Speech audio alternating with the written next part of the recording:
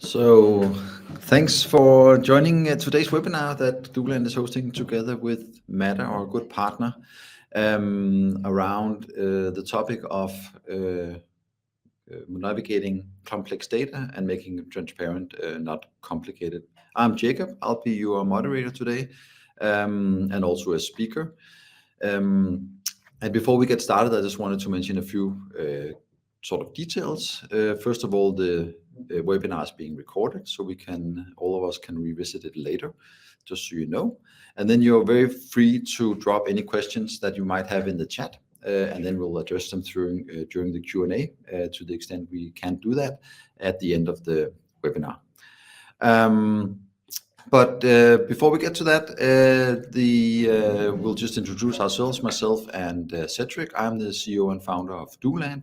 We make it easy for family offices, banks, and foundations to deliver impact investments to their end investors. One service being impact reporting, which is what we're discussing today.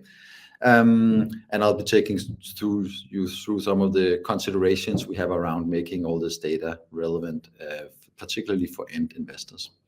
And Cedric, would you please just shortly introduce yourself and also what you will be covering today, and then we can kick off. Of course, thank you, Jacob. So I sit on our sustainability team at Matter. We are responsible for developing our sustainability data and ensure that we measure what we need to measure to sort of get the world in a better trajectory and help utilizing the big capital that I think the listeners here are responsible to allocate. And I will be talking about one of our specific products, which is our sustainable development goals and how that can be a complex thing to look at, but also very useful. And it fits well into the reports that DoLand help with. Great. Look forward to that. So let's dive into it. So before I get to the actual reporting and the details, I just wanted to mention a few facts which I think are interesting in terms of why what we're doing is relevant. So what we can see from the big surveys being done of the investment landscape is that actually a lot of investors plan to invest more sustainably. We have a big trend with wealth transition to younger generations that care more about sustainability as a topic. And then actually when you ask broadly, most people actually have a view on sustainability that we believe in DoLand can be used to create relevance and hence mobilize capital. What's also interesting is that there are some barriers to invest, and the top three are listed here. And I think what's interesting in terms of today's topic is that they all kind of circle around creating more transparency in the data, creating trustworthy data, having a tool to evaluate how sustainable investments are and take action on it, which is exactly what both DoLand and Matter are working on from different angles and what we are covering today. So if we can kind of break this nut, if you will, it's also a way to mobilize more investors and more capital for investments with a positive impact. Our overall approach in DoLand to this topic is that we need to transition from a more traditional focus on sustainability within investments to what we call a more customer-centric focus. And what we mean by that is that traditionally the focus has been very much on ESG. It's kind of the environmental impact, social impact, and governance of running companies, and very much seen from a financial risk perspective. How is this something that can impact my financial decisions and portfolio characteristics, but from a financial perspective, and then very much from a do no harm perspective as well, avoiding the laggards to not expose oneself to risks. And what we believe is needed is to make a change. And an example of why we need to make that change is that, for instance, Philip Morris has an excellent ESG score and is part of some sustainability leader indexes because they are very efficient when they make their cigarettes, and the farmers in the plantations are happy and they pay their taxes. It seems like, at least from the evaluations, but most people are a little puzzled when you then mention they are characterized as a sustainable company. And the reason is ESG doesn't measure the product part of it. So that's what we think is really important and what we call impact, where Philip Morris will score very poorly. to also have that feature, because it's also what most people actually care about when you mention or talk sustainability with them. And then it's very important that for some it's food, for some it's climate, for someone it's social, and there's no right or wrong. It's a matter of preferences, and we need to cater to those nuances. Then we think we should also move to a more people and planet approach when we assess what is important and not just the financial risk. And then it's very much about mobilizing for good, doing good, and not just avoiding harm, which is of course also important, but also taking that into the equation. And that's what we are working on in DoLand Pro's products, where we do impact reporting. And I would like to show you some examples of kind of how we work with these principles. So first of all, this is a snapshot from, you could say, the introduction to the report that an end investor gets. It could be a client in a bank where the bank is using our software, and then this is the report that the bank can then generate on a white label basis to their end users. What you see is we make a very clear distinction between impact and ESG when we show the investor what the footprint of the investment is. So ExxonMobil, that would also be a good example. But Philip Morris, that I mentioned before, they would score very poorly on the impact side, like a -100 on health, but then show, positively on ESG. But at least that would kind of make it more clear. That makes it more clear to investors what is happening. Another good example is Tesla, scoring good on the impact, the electrical cars, etc., but having some issues with some of the social and environmental parameters that would then show up in a more negative ESG score. So this is a way to make it clear what that distinction is. Then we always want to try and create some aggregations and simplifications to give some, you could say, relatively easy guidance to the end users of our products. So this is an example of an overview where there is an impact score, if you will, or an impact metric, 22.3%. That can be quite abstract. So to make that relevant, we create a benchmark to compare it with. So you could see it's about 18 percentage points better than the benchmark. So this is a fairly decent, impactful, you could say, investment. You could say, and that's been great. We've been doing this for a while in DoLand, and what has happened over the past couple of years with the help of Matters is that we get more and more data, so we can actually quantify this impact and show it, so it's become something you can act on. We show some top SDGs, in this case water, and then we also cover ESGs, because that's important as well. Even though we think impact is the most important, and then we try and relate it to something, say water consumption, to something that's a little more close to heart of the people actually reading the reports in terms of what's the typical use in a household, etc. Now, at the same time as we want to create this simple overview, I think it's also important to be honest and transparent and create more complexity for people to actually understand what they're investing in. And these are two examples of how we can dive deeper into creating a little more nuanced picture of the investment. So the first top left is a breakdown of the 22.3% on what is actually a positive contribution towards the SDGs. And then there's a negative part, which is then netted out in this 22.3% we show as the you could say as the aggregate score. And we think this is important because it there is also a negative impact with many investments, and we think we should be able to show that to investors. Ørsted, for instance, a favorite among many, very, very positive on the positive alignment, and some solutions would show only that part, but we also show the negative contribution from the last bits of the coal that is still lingering from their transition from the old long days. And then on the bottom right, you can see another type of breakdown into more details, which is the 17 individual SDGs, how the investment aligns with those, featuring very highly on the water part. And this is something that it creates more complexity, but it also breaks it down to something that actually people can relate to. Okay, so it's water, it's health, it's climate, etc., which is something you can then assess and take action on, and in that way make sure that your portfolio is actually working in the way you want it to be, or what your values are in terms of the society. So those are two examples of the complexity we kind of insist on introducing, but but at the same time we work a lot with trying to make it accessible and something that can be understandable for, you could say, someone who doesn't have a PhD in economics. Then lastly, also part of making this relevant and something you can relate to is making impact stories. So in our reports, we also make some examples of companies or projects that you invest in. The project itself is not what makes a company sustainable. But it's a good example. It's can also creating transparency in terms of what is it actually I'm investing in, which is also part of our reporting.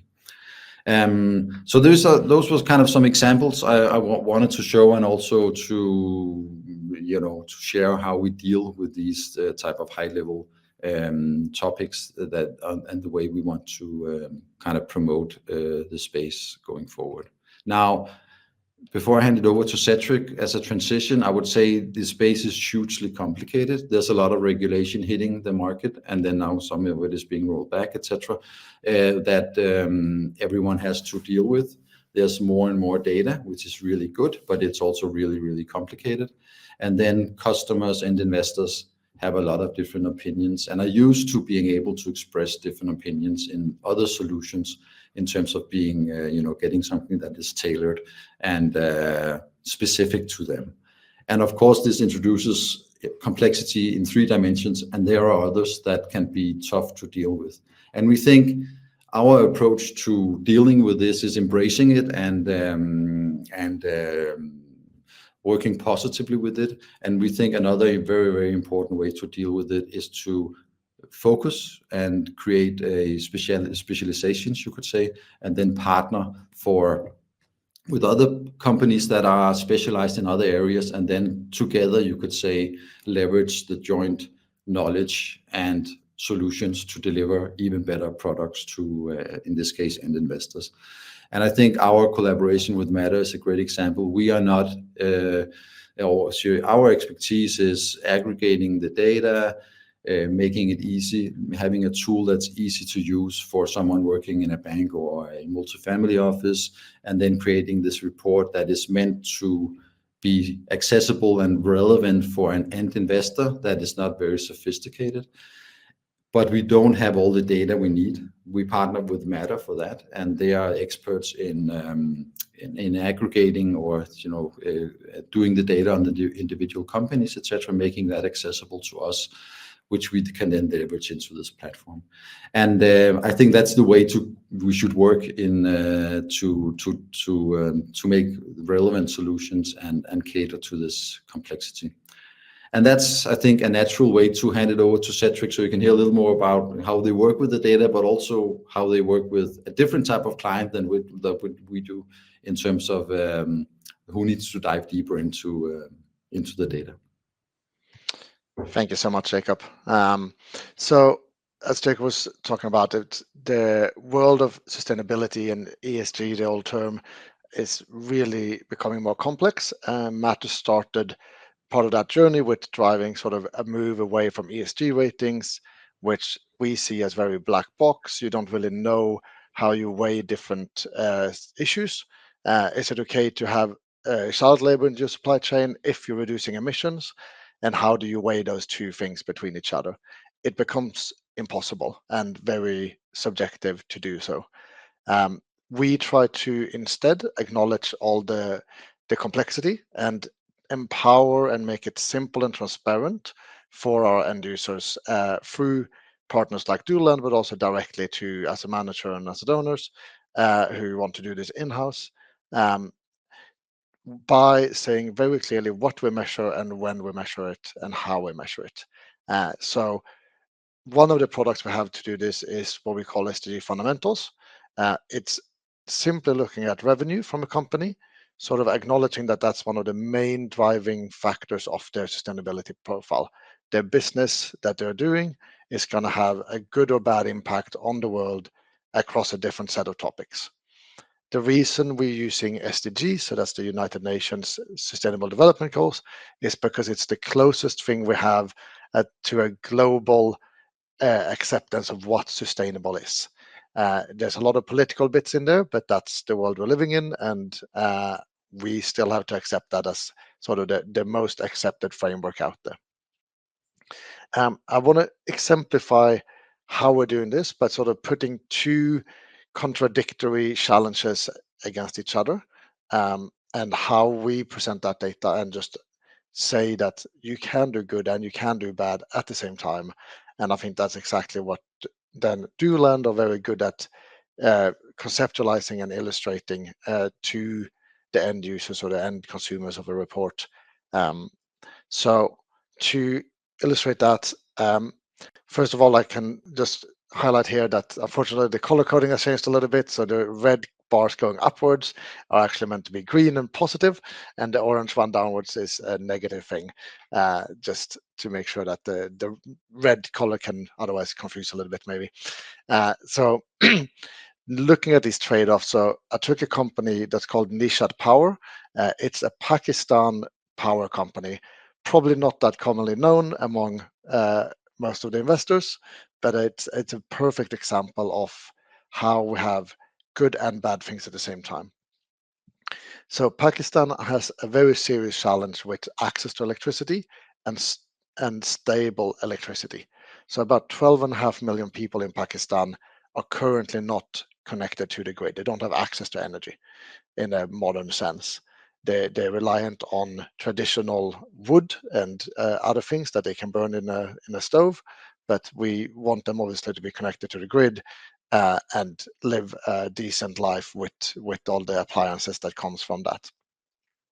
We also have a lot of rolling blackouts. 2023, all of Pakistan lost power for about 72 hours.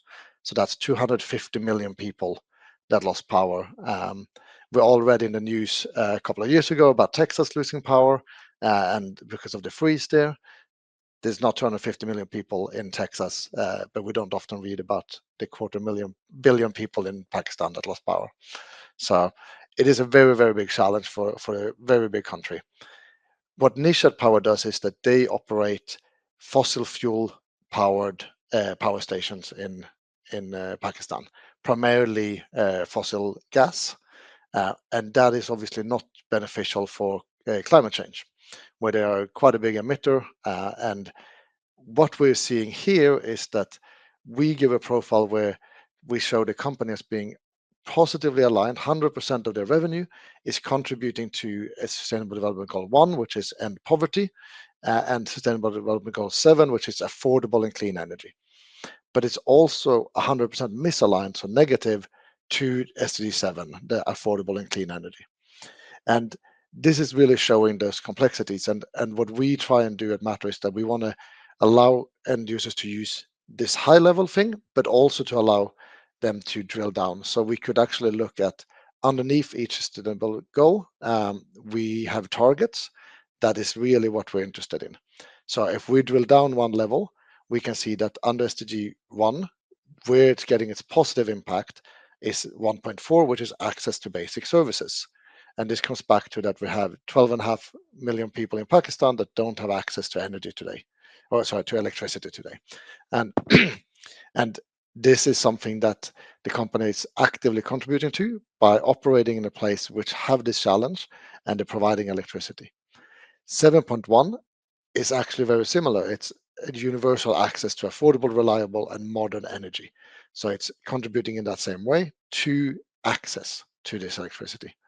But then we have 2 SDGs under 7, which are talking about renewable energy and transitioning from those fossil fuels to a more greener world where we don't emit.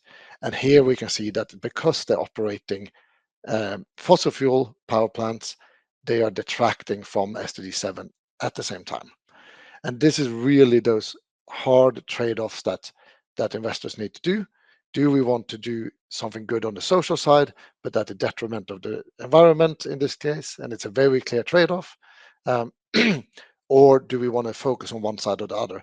And we feel that it's not for us at Matter or for DoLand to sit and weigh and saying, oh, we should give 20% weighting to social and 80% weighting to environment or whatever those numbers are. Rather, we want to give that full transparency and avoiding black boxes and allowing the end user to make that call, because then it really comes down to preferences and do you value current generations over future generations, or the environment versus social, and that's a very personal and thing to decide. So I hope that this sort of company example has given a good idea of how our SDGs can be used. I picked one that is quite clear, where this is very contradictory. Most of the companies we see in the world have some contradictory, but often we also see companies that are purely beneficial to one SDG, or purely neutral or purely misaligned. So it really depends on the industry. But either way, we want to show that underlying data, show why and how are they aligned, and what does that mean for you as an end investor, and what claims can you do in your report. For example, as we saw before, aligning to SDG 6. And then you can drill down and see what in SDG 6 you also align it to. Thank you so much. I think I'll hand over back to you, Jacob.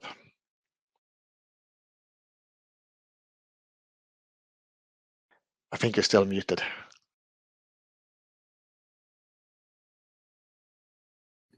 Thanks, Cedric. Very good example, I think, and yeah, also a very extreme one in terms of showing how the things can move in different directions, and how this is a good example of how someone would have to make a choice, right? Our preference, you have to have preferences to evaluate this, and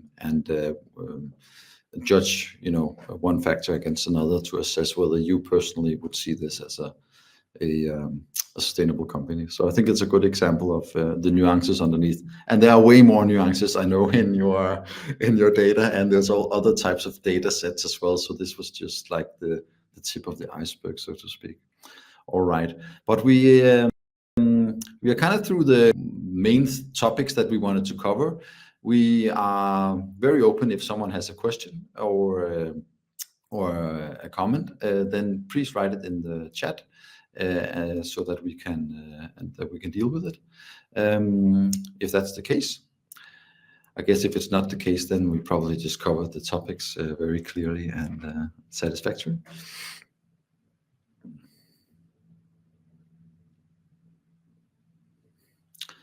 Okay, so here's one from Maximilian. Thanks a lot.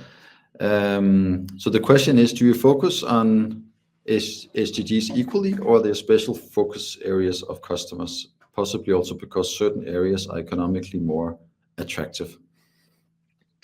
Yeah, I think this comes back to what I alluded before, is that it's not for us at Matter to decide where the focus of an individual investor should be.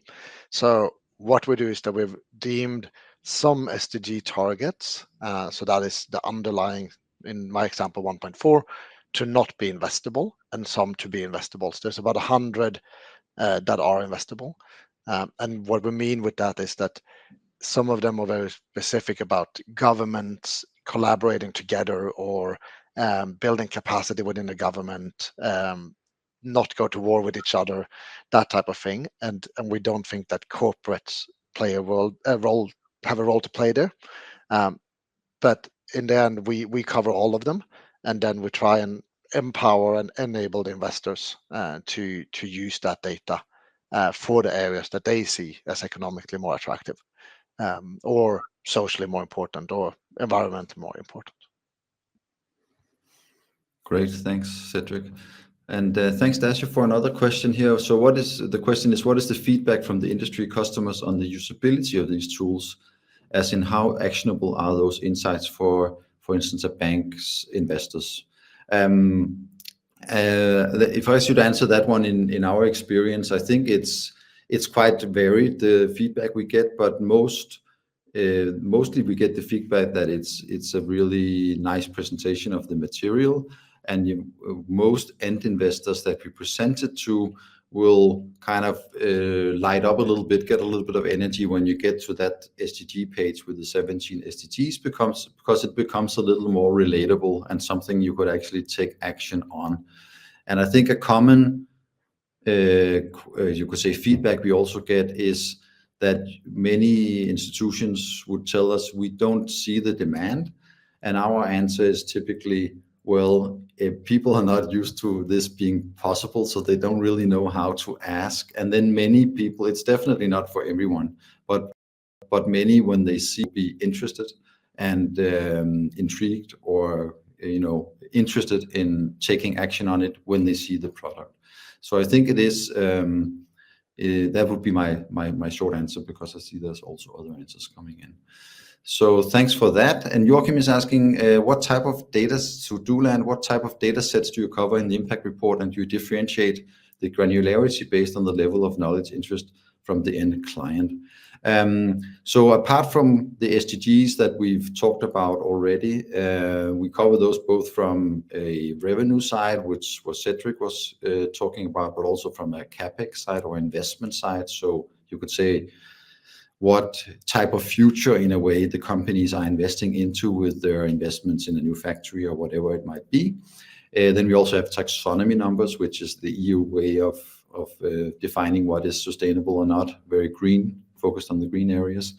And then we also have a lot of ESG metrics. And I think you could say we kind of have made our report so it should be accessible for everyone, but there's a lot of modularity in our report. So a partner of ours can define what they want to show to their clients, what type of data they want to present to their particular clients, etc. So it's also something that can be customized to the individual context. Hope that answers the question. And then Cedric, another question for you. What are the common pitfalls when working with this kind of data for investors?